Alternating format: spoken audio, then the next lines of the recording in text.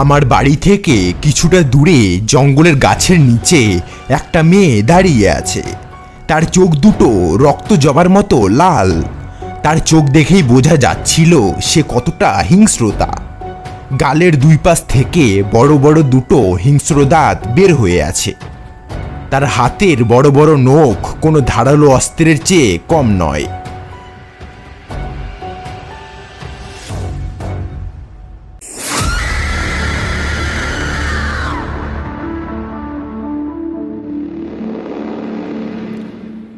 নমস্কার আমার প্রিয় শ্রোতা বন্ধুরা, প্রেত ভাণ্ডারের আরও একটি নতুন গল্পে আপনাদের সকলকে স্বাগত। আজকের পর্বে আপনারা শুনতে চলেছেন লেখক ইমরান লস্করের লেখা গ্রাম বাংলার ভূতের গল্প শেষ রাতের অতিথি। প্রতিবারের মতো আজকেও গল্প পাঠে ও বিভিন্ন পুরুষ চরিত্রে আছি আমি কিশোর। তো চলুন আর বেশি কথা না বাড়িয়ে চলে যাওয়া যাক ইমরান লস্করের লেখা গ্রাম বাংলার ভূতের গল্পে। শুরু হচ্ছে শেষ রাতের অতিথি।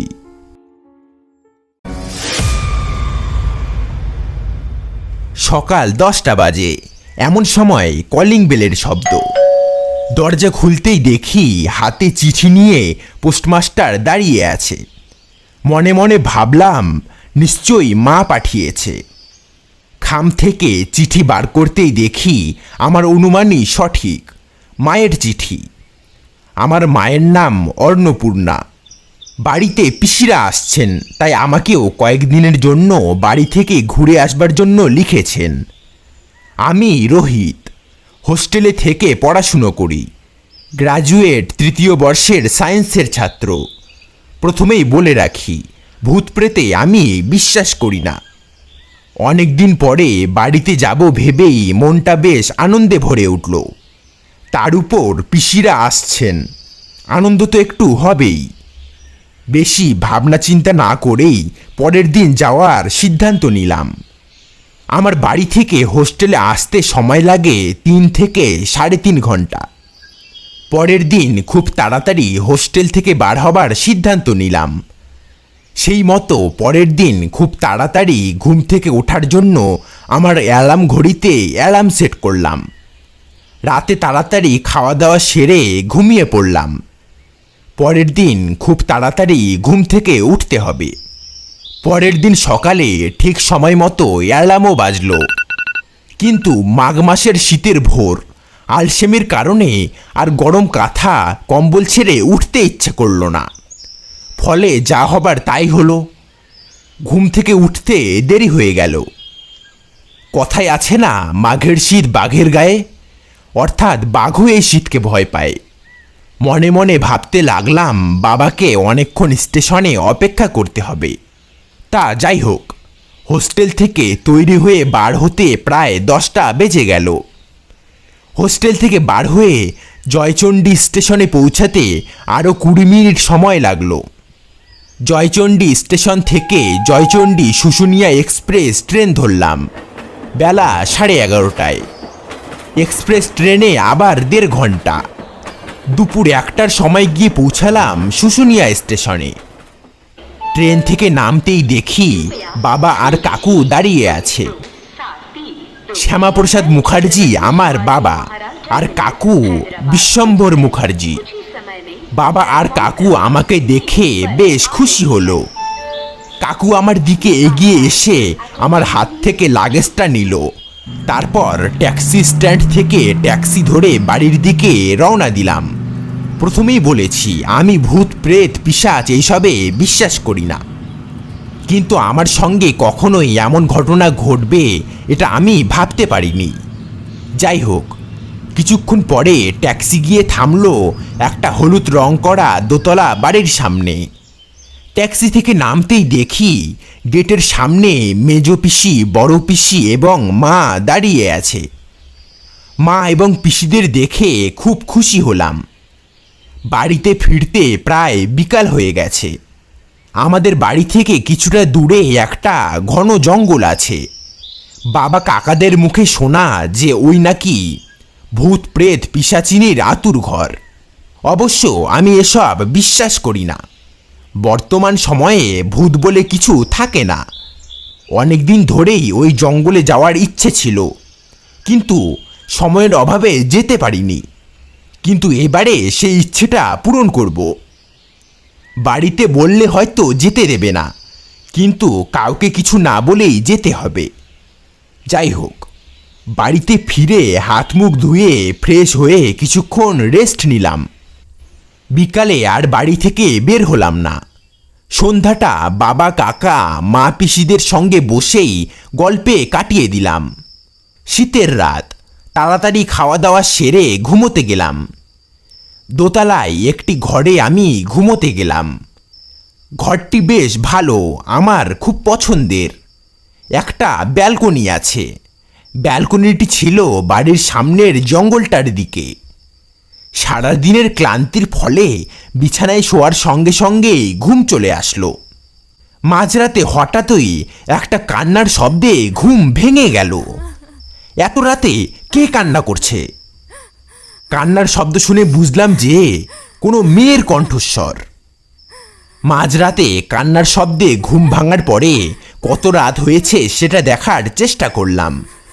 বালিশের পাশ থেকে লাইটটা নিয়ে ঘড়ির দিকে মেরে দেখলাম রাত 2টো বাজে। এই কনকনে শীতের রাতে কে কান্না করছে সেটা দেখার জন্যই বারান্দায় গেলাম। বারান্দায় যেতেই হঠাৎ করেই কান্নার শব্দটা বন্ধ হয়ে গেল। আমি কিছুক্ষণ বারান্দায় গিয়ে চারিদিকে দেখলাম কোথাও কেউ কাঁদছে না। আমি ভাবলাম হয়তো আমার মনের ভুল। আমি আবার রুমে এসে শুয়ে পড়লাম। কিছুক্ষণ পরে আবার কান্নার শব্দটা শুরু হলো। এবার আমি নিশ্চিত হলাম যে এটা আমার মনের ভুল হতেই পারে না। আমি আবার বারান্দায় গেলাম। বারান্দা থেকে দূরে জঙ্গলটার দিকে তাকালাম।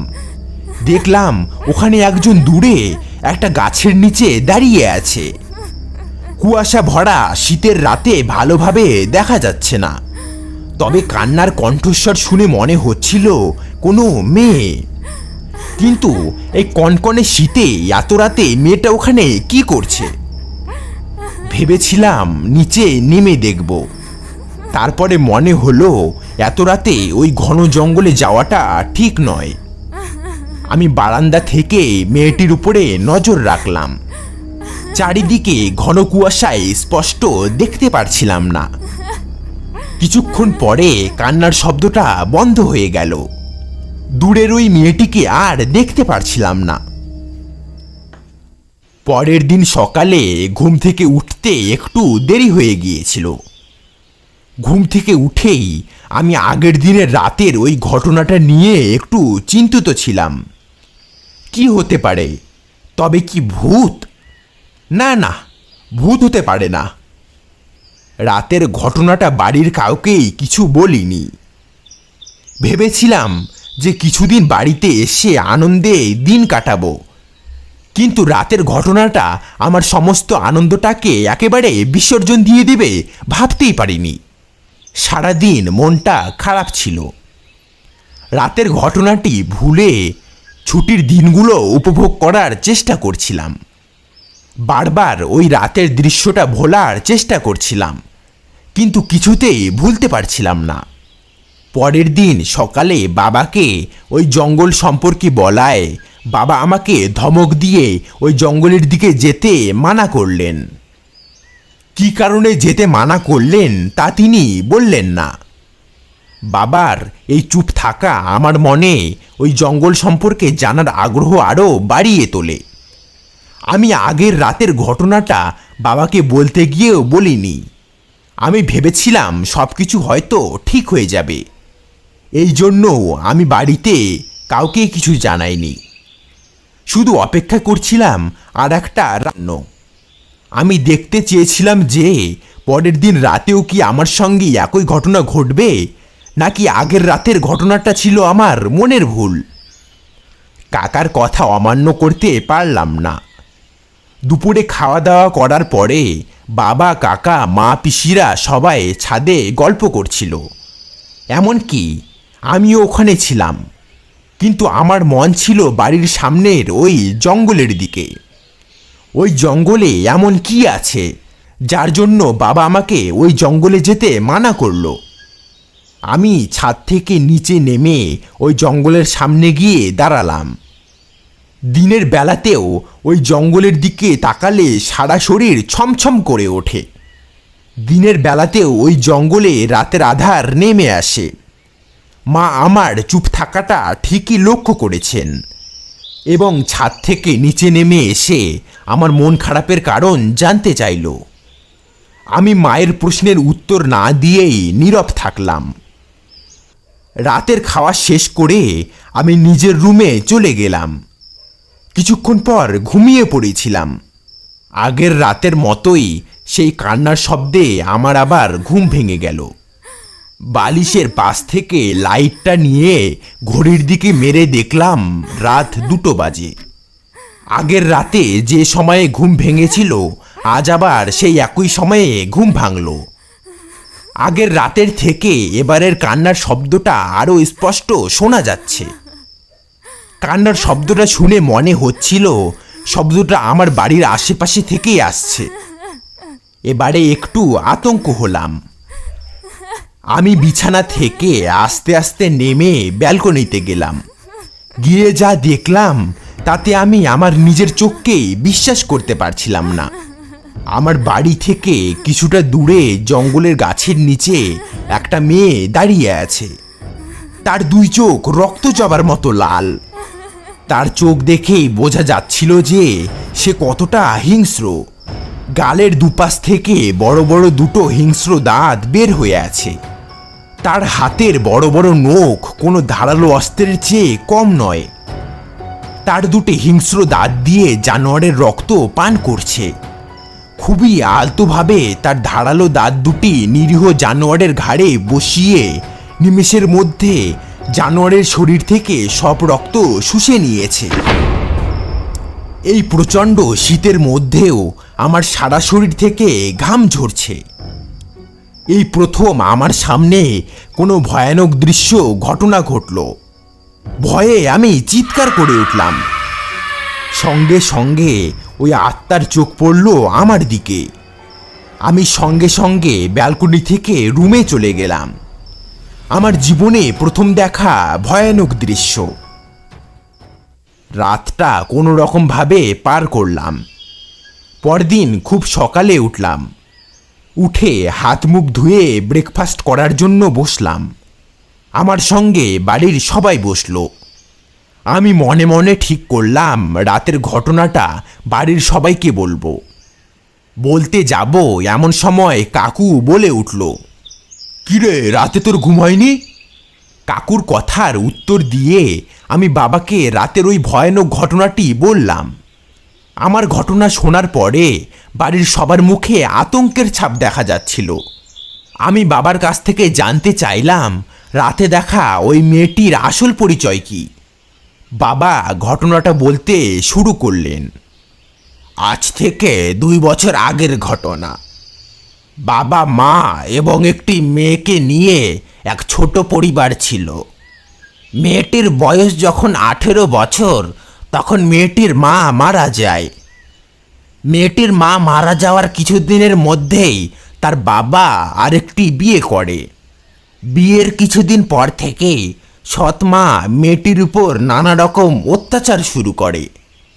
এইভাবে কিছুদিন চলার পরে হঠাৎ করে একদিন সকালে মেয়েটির ঘুম থেকে উঠতে দেরি হওয়ার কারণে মেয়েটির সৎ মা মেয়েটির মাথায় আঘাত করে। আঘাতের কারণে মেয়েটির মৃত্যু হয়। আর মেয়েটির লাশ নিয়ে ওই জঙ্গলের কোনো এক গাছের নিচে পুঁতে দেওয়া হয়। সেই থেকে গভীর রাতে ওই জঙ্গল থেকে প্রায় প্রতিদিন রাতে কান্নার শব্দ শোনা যায়। জীবনে আমার সঙ্গে ঘটে যাওয়া ভয়ানক ঘটনা। আমি একজন সায়েন্সের ছাত্র। আমি ভূত প্রেত পিশাচ বিশ্বাস করতাম না। আমাদের এই প্রকৃতিতে এমন কিছু আছে যার উত্তর হয়তো বিজ্ঞানের কাছেও নেই। শুনলেন লেখক ইমরান লস্করের লেখা গ্রাম বাংলার ভূতের গল্প শেষ রাতের অতিথি। গল্পটি আপনাদের কেমন লাগলো তা কমেন্টের মাধ্যমে জানাতে ভুলবেন না। ভালো লাগলে একটি লাইক করে চ্যানেলটি সাবস্ক্রাইব করে দিন, কারণ আমি প্রতি শনিবার অথবা রবিবারে ঠিক রাত 9:45 এরকম ভৌতিক কাহিনী নিয়ে চলে আসি। তো দেখা হচ্ছে আগামী শনিবার অথবা রবিবারে ঠিক রাত 9:45 নতুন একটি ভৌতিক কাহিনী নিয়ে। ততক্ষণ পর্যন্ত চোখ রাখুন প্রেত ভান্ডার চ্যানেলে।